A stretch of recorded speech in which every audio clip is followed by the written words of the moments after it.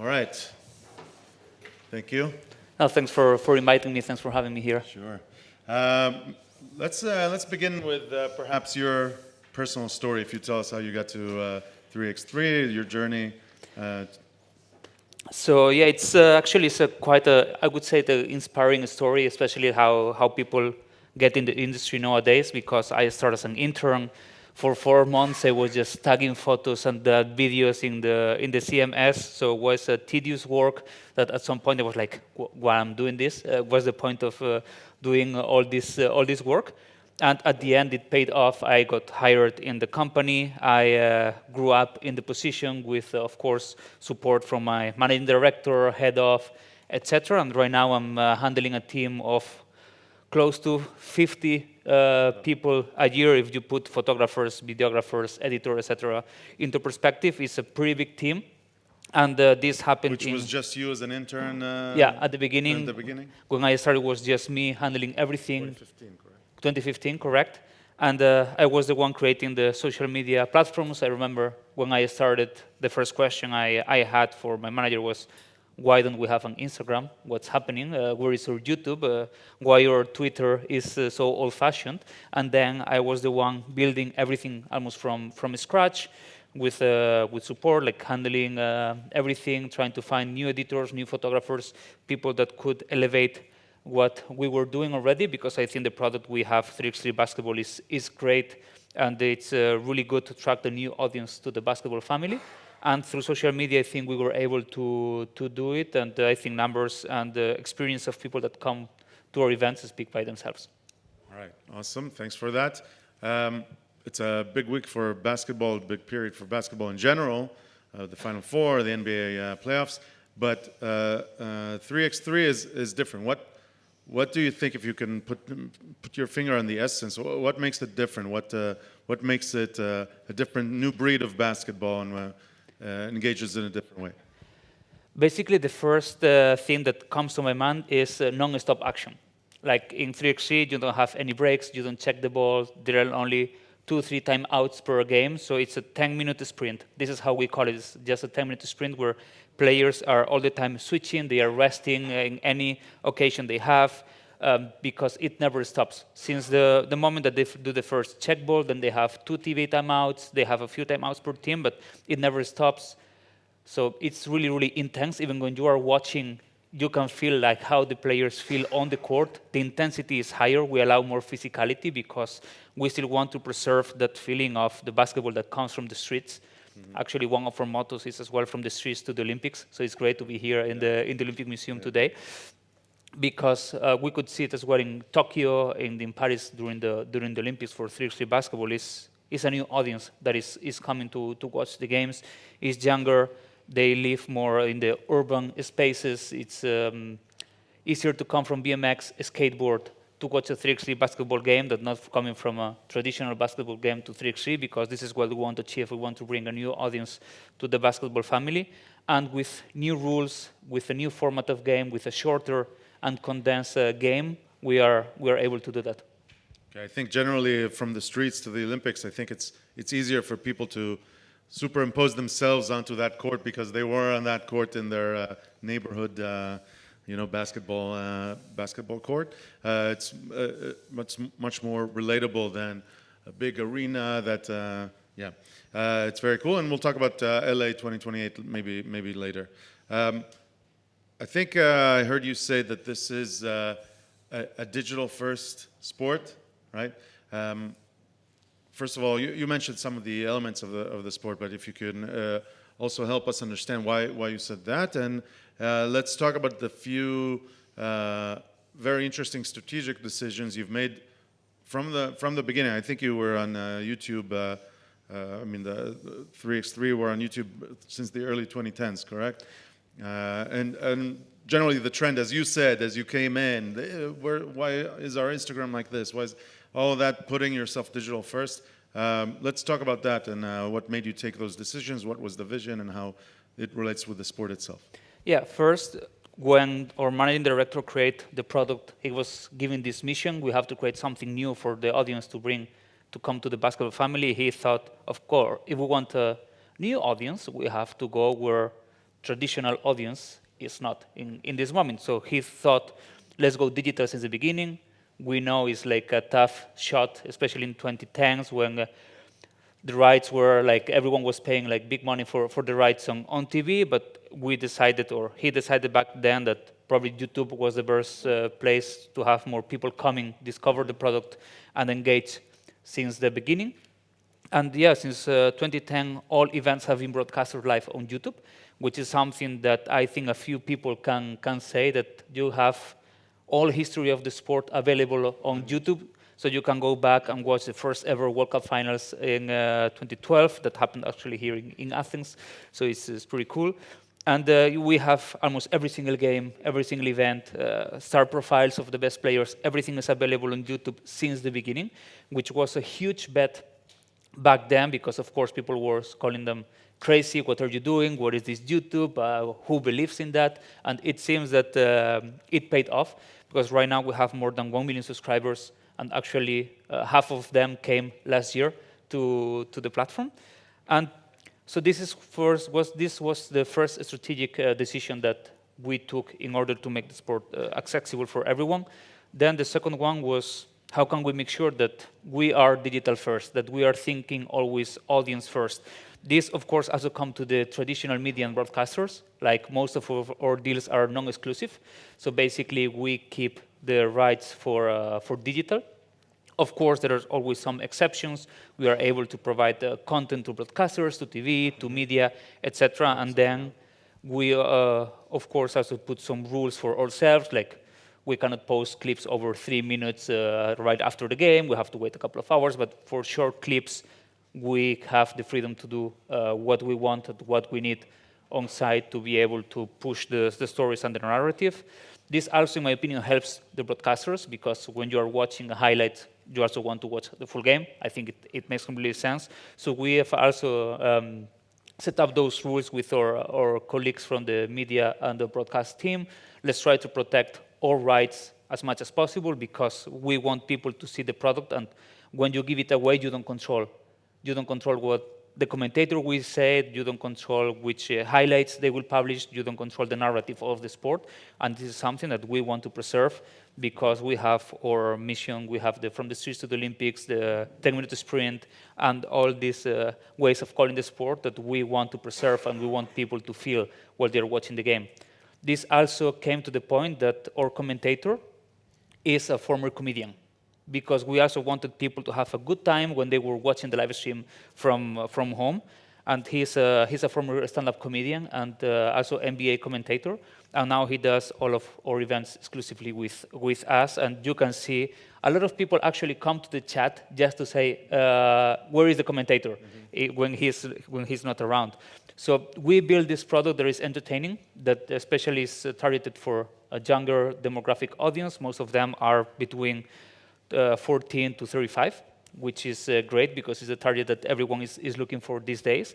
And through smaller steps, and now looking back, we made a lot of good decisions, some also bad decisions, but now looking back, we have a really, really great product that is fitting the audience that we wanted, and with this digital-first approach. Okay, that's very good, very interesting. You mentioned the fans, the audience, some of the different characteristics of them, but let's dwell on that some more. The difference between your legacy basketball fan, someone who always was a Pau fan, or someone who is looking forward for the Final Four. Put them but as opposed to a 3x3 fan, what would make them different? What are the different characteristics? What's the level of overlap do you see, if anything? And maybe I'll have some follow-up questions. Okay, data, so thanks for the question. Data shows that we have an overlap of 40% of audience that follows both 3x3 and basketball. Then for the rest, we have seen a younger demographic coming to 3x3. That is basically what we wanted to achieve with this product. They are an audience that is more interested in skating, BMX, sneakers, hip hop, etc. It's a part of a whole culture that's from the streets, as you said. Yes, Yeah, okay. this was the goals in the beginning, and now we can see that it's happening. Most of it is male audience.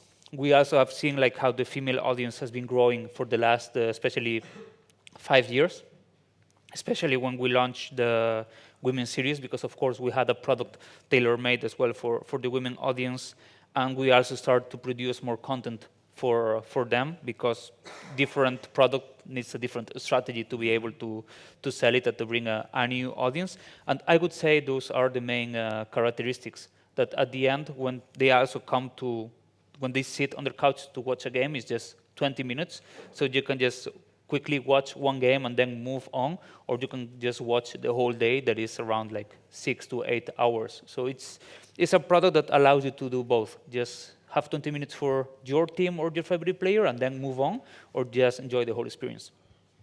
I think maybe one more of the elements that maybe you would want to dive into or expand on. There's no domestic and international. There's only international. You want to talk about that a little bit?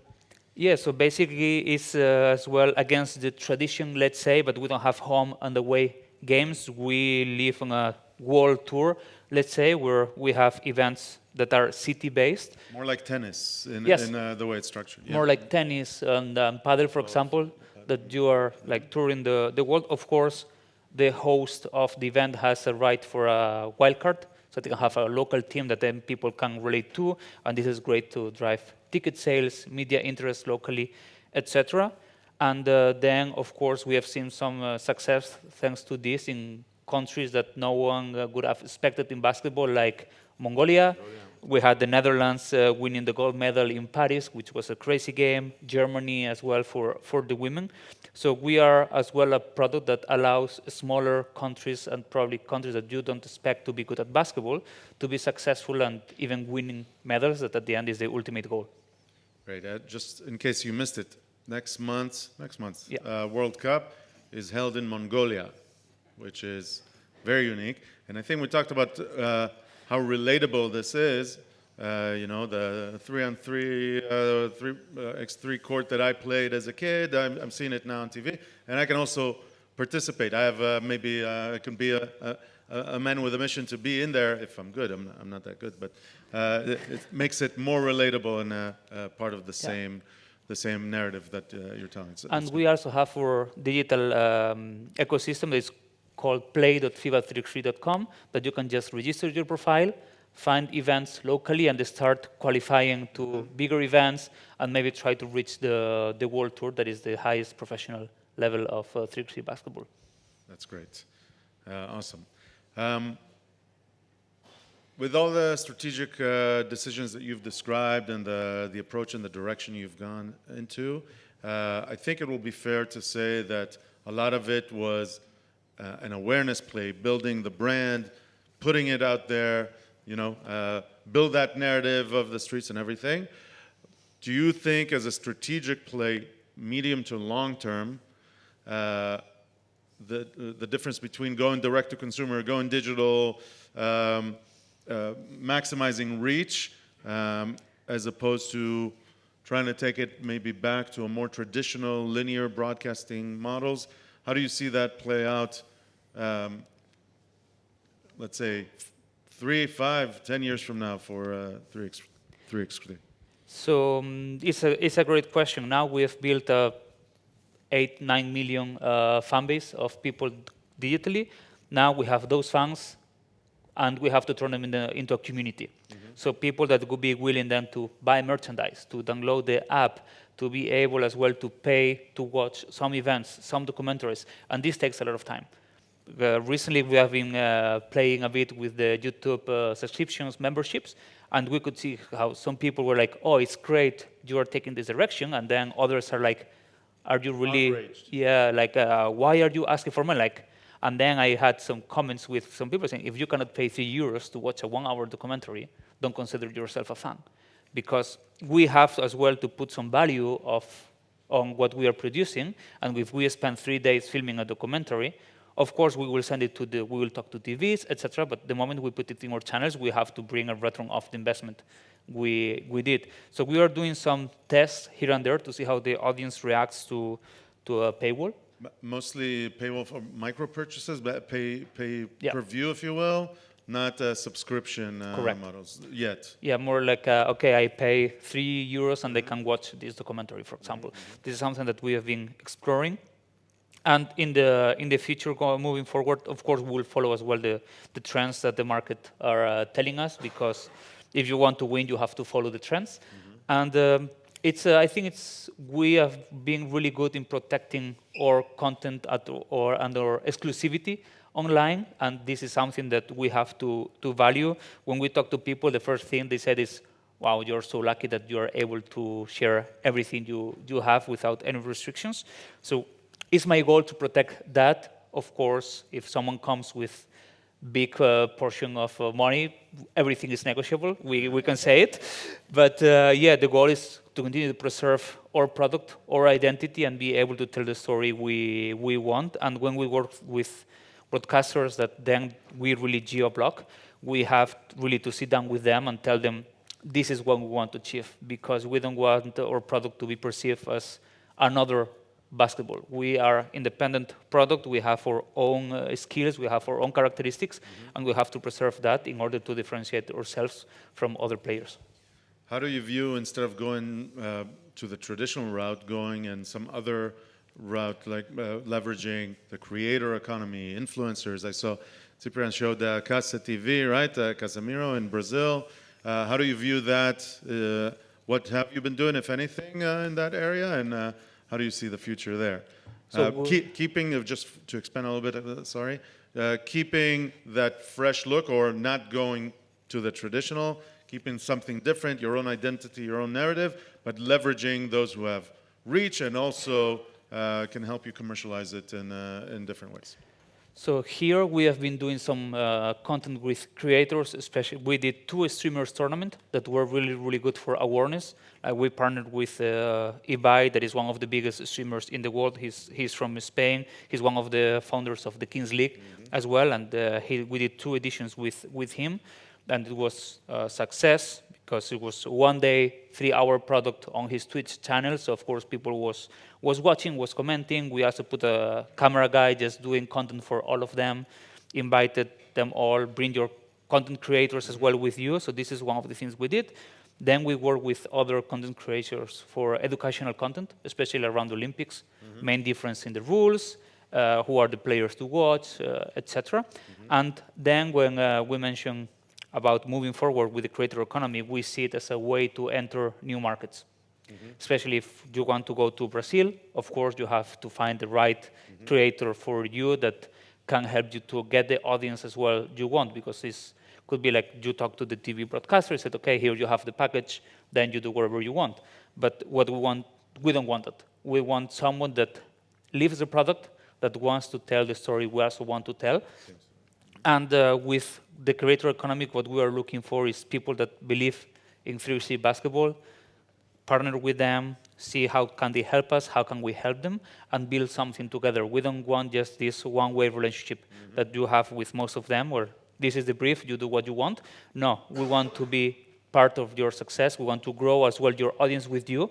And I think this is the goal for us in the build-up to LA, try to reach these new markets that we have identified, and together with creators, with players, and as well with traditional media, try to build an ecosystem that would attract a great audience to the product.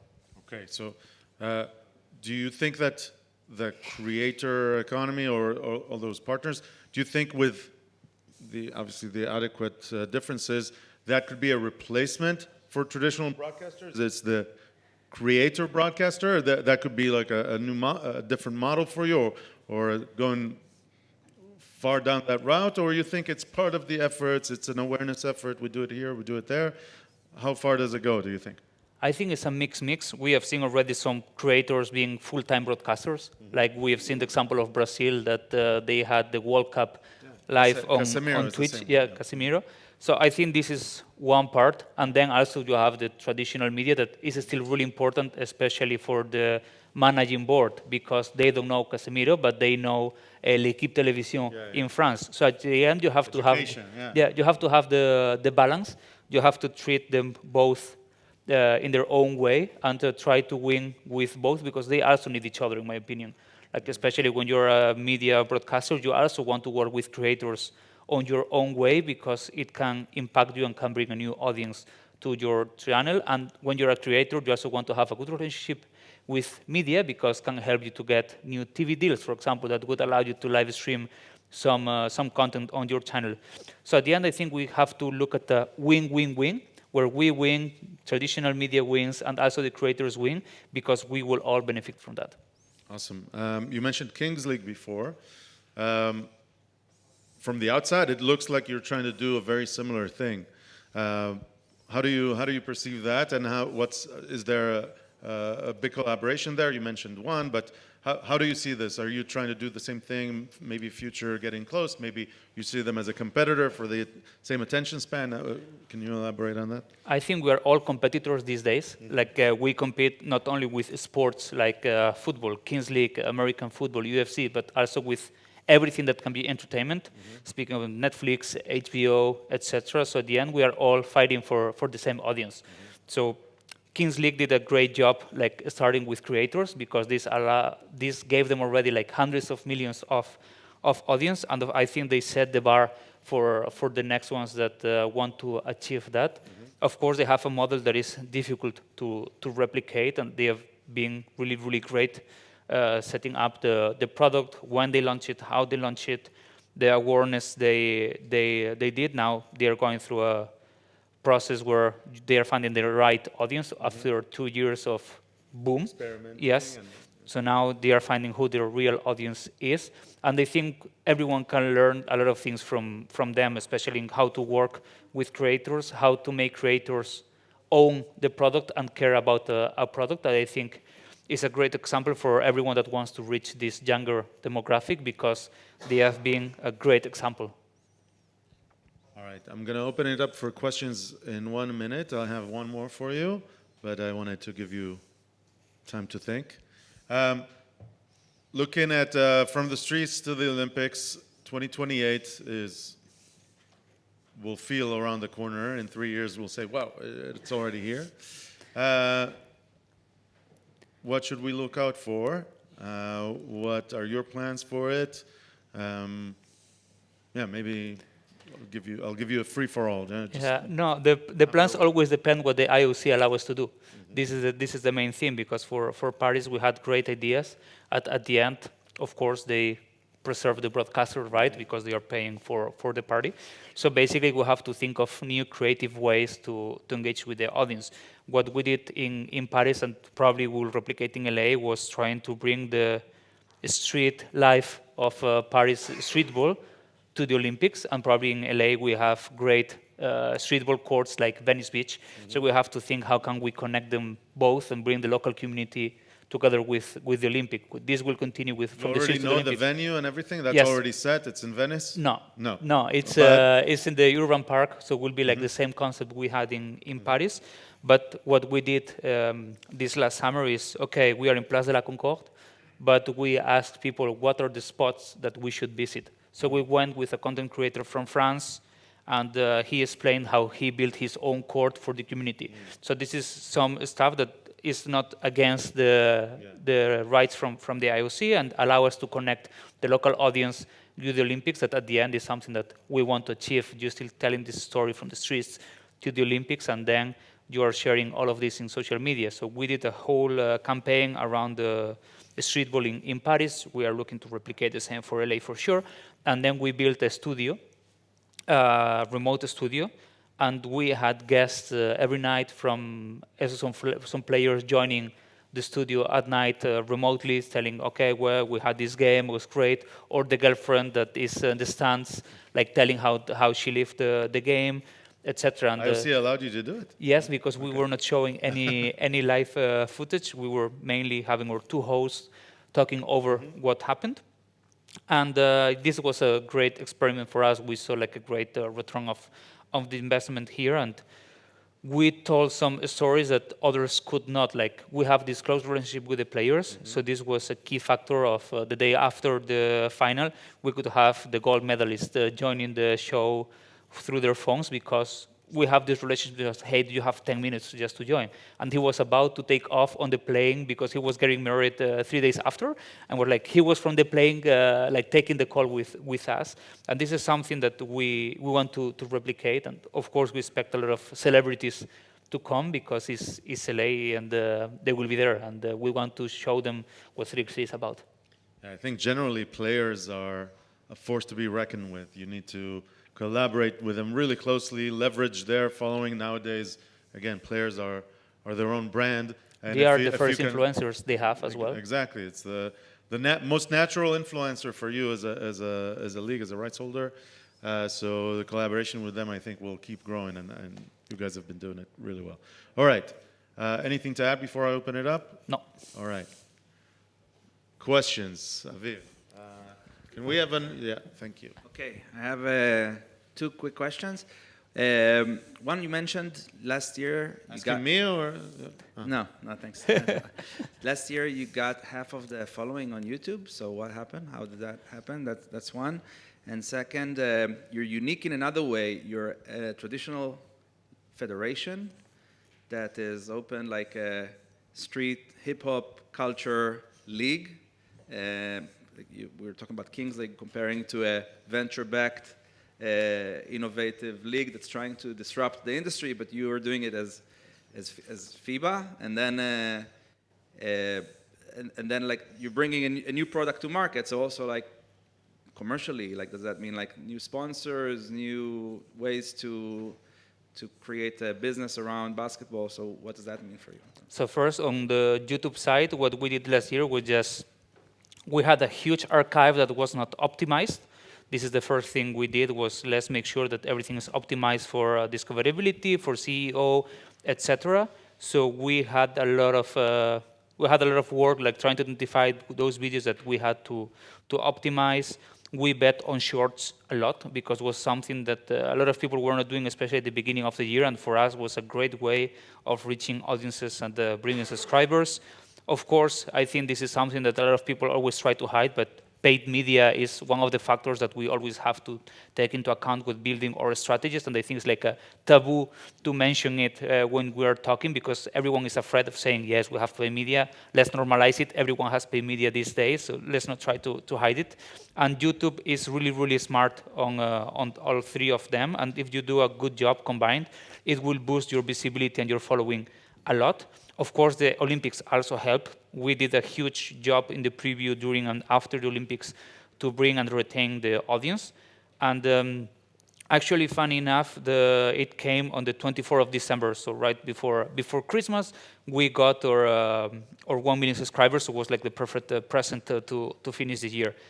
And then regarding the second question, if you want to bring a new audience, you cannot behave like everyone else is behaving. So if you want to bring new people to the basketball family, you have to allow to be more disruptive, to be a bit more open to the rest of the world. And of course, it brings new sponsors, it brings new broadcasting deals, it brings new companies as well to work with us. And we have been as well being like a test lab for a lot of people because we are not afraid of testing new things, because if we fail, but if we learn as well. So this is something that has been in our DNA since the beginning, is let's try new things, we have a new product, we cannot behave like everyone else, because if not, we will get the same audience that everyone is having, and we don't want to achieve that. And I think this was the key factor as well, to have the freedom and the trust to behave like this, because as I said, we cannot be normal if we want to bring more people into the family. So this was our excuse, let's say, to be able to have more flexibility being an international federation. Any additional questions? Yes. Hi, Nick Doff at Network 4 again. Amazing. 1 million subscribers is very good. I had a quick look at your site, so I see that it's free to access. So your revenue stream comes from sponsorship, from advertising sales, and then selling TV rights to broadcasters And globally. hosting of the events as well is a big revenue for us. Right. So yeah, the revenue, if that's the question about the revenue, it comes as well from event hosting, media, sponsors, advertising, fees for events. So when you put all together, this is where the revenue comes from. And just to give WSC a plug, how do they help you do this? So they help us to probably, if I mentioned at the beginning that I'm managing over 50 people a year, probably without them, I would need 200 people because we have over 150 events a year only for 3x3 basketball. So this allows us to be really quick when creating content, when sending, distributing content, as well when providing partners with their own branded content, and that at the end is what we'll want is to tell these stories, share the experiences, and build a narrative against the product and as well around the brands that are helping us. So this is how they help us. They allow us to be faster, more efficient, to reach more audience in different markets, and just to tell the stories we want, when we want, how we want, where our fans are. Thank you. Thank you. In some ways, it also helps you test things, A/B test, right? You can try some things, see that it works, then it's much easier to double down. You mentioned shorts, it becomes easier. The archive, now you want to leverage it, it could be a real pain to do it. So, yes. Thank you. One more? So my name is Tavrula from Panathinaikos BC Actor. I would like to ask about the female audience. As a part of social media and digital marketing myself, I've seen the increased number of the female audience. But you mentioned about specific strategy. Could you share some more information about that and how difficult is this to be stable and keep on working on that? Thanks for the question. It's really good. So for us, for example, just something different we did as well from the beginning was to put, when we have national team events, men and women play together. They have on the same venue on the same day, we have 2 men games, 2 women games, 2 men games, 2 women games. This allows us to make no excuses, no differentiation on how we treat the product. Then, of course, this is one thing that already helps a lot to give visibility to the women's game. Then is how can we make sure that we tell their stories on a different way that we tell it in the main audience. So we went more lifestyle. We went more, who are you? What do you do before games? What's your routine? Favorite singer? I remember years ago already doing these quizzes that now they are so popular in social media. So we try to build these narratives since the beginning around the players because, as I mentioned, they are our first influencers. If we want to build the female audience, we need to treat as well the players the way they deserve and put a lot of resources around that, not only economic, but as well human resources. Like, let's put cameras around them, let's put the photographers, let's bring photographers and media people that are comfortable around them, because this is how we will make sure that we get the right audience as well. And I don't know, doing content that appeals to them as well, like can be so easy, like putting on a graphic like, are you team ponytail or team bang before playing? Like, for example, how do you do your hair? And filming a player doing her hair before the events, just for one example, or how she gets into the mood before playing like a big game. Like these things that now are normal, we started doing it a couple of years ago, 3-4 years ago already, and we have seen how we reach this new audience. We also launched a specific women account because we had a lot of course, when we had our main account, everything was there, and we had people saying, oh, you're just posting this because it's a women highlight. So we didn't want that to happen. We said, let's build their own space, a safe space for them when we can do what we want to do around the women's game, where they feel also comfortable sharing their stories and their experiences. And this was a big, big boost in order to achieve that, because it's a safe space for the athletes. And I have to say, it's one of my favorite accounts because also was built from scratch from me. And it takes a lot of thinking, a lot of asking people, what do you think? Is this okay? Is this not okay? So it's also like a human, like looking myself into a mirror and say, I'm doing the correct thing as well for this audience. And when you get feedback from a lot of people, especially FIBA has a women in basketball unit, saying you guys are doing a great job. I'm really proud of hearing that, because it's not easy to build this audience, and now we're starting to see it paid off. All right. Esteban. Thank you so much for having me. Thank you.